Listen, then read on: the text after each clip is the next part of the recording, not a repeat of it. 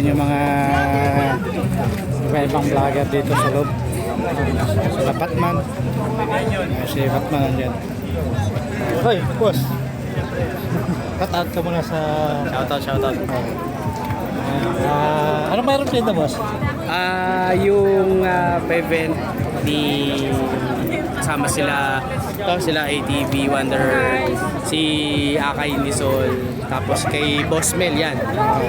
Mamaya magdadatingan yung kila Boss Mel sa South Lady Riders and sa batch 1, batch 2 ng Metro Vloggers. Yes, sama tayo doon sa batch 2. Yeah, shoutout kay El Motovlogger.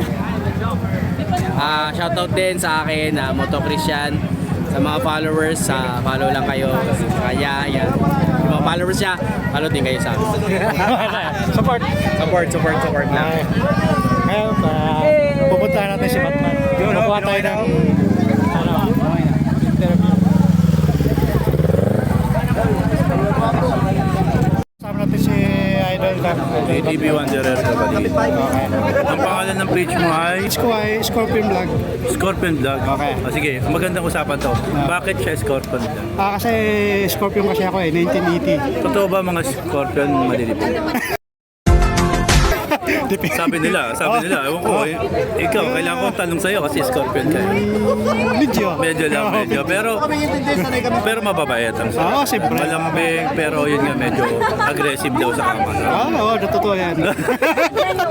So yun, kapatid, sa pagbablog mo, ano na ba ang sa tingin mo natutunan mo sa mundo ng vlog? Gano'ng katagal ka na ba pala? Mag-isang taon pa lang ako. Isang taon. Okay lang yun. Okay lang. Tapos, sa tingin mo sa 1 year na yun, ano yung naging lesson sa'yo? Sa mag-isang taon ako, marami akong natutunan. Lalo pag marami akong kasamang katulad ko, mga expert na.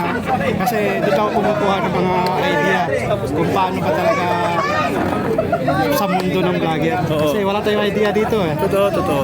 Yan kapatid, alam mo kahit naman ako, hindi ka naman, yung una hindi rin ako Batman eh. Ang alam mo ba ang pagbablog kasi kapatid, hahanapin mo yung leash mo. Kumbaga, kung saan ka mapapansin, saan ka effective. Doon ka. Kaya yung iba, palipat-lipat. Kasi hindi pa nila nahanap yung saan sila talaga mapapansin. Kasi kailangan ka mapansin. Hindi pwedeng ordinaryong vlogger ka lang, katulad ka lang na iba. Wala, parang common lang. Pero, tulad ko, di ba? Sinubukan ko mag-Batman, ang dami nakapansin sa akin. Yun yung lesson na sinishare ko rin sa mga kaibigan natin ng mga nagsisimulang vlogger.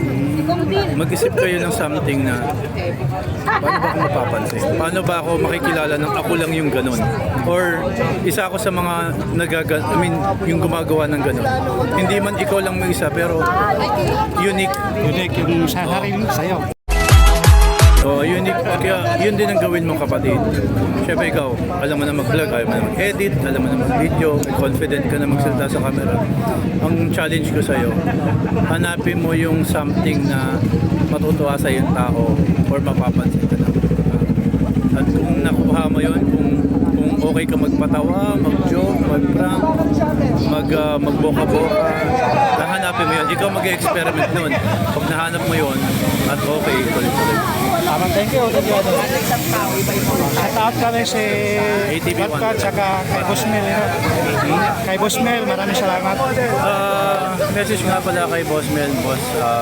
Isa ako sa mga talagang tinutulungan ni Boss Mel, kaya saludo ako dyan. At marami pa siyang tinutulungan pa na bagong mga nagsisimula na vlogger. Malaking, tulad ako, nagsimula din ako dati tulad nyo. Pero tandaan nyo, huwag na huwag kayong tigil. Tuloy nyo lang kung ano man i-enjoy nyo para hindi kayo mapagod. Kasi pag nag-i-enjoy kayo sa ginagawa nyo, kahit nakakapagod yan, ano yan eh, parang okay lang, kahit pagod yan, saya naman ako. Kasi yun, pag masaya ka, mabaliwala yung pagod. Mag-enjoy ka lang, ano man ginagawa. Thank you, Idol. Okay. Yun, interview natin si Batman. No? Medyo maganda yung mensahe niya para sa ating nag-umpisa tayo.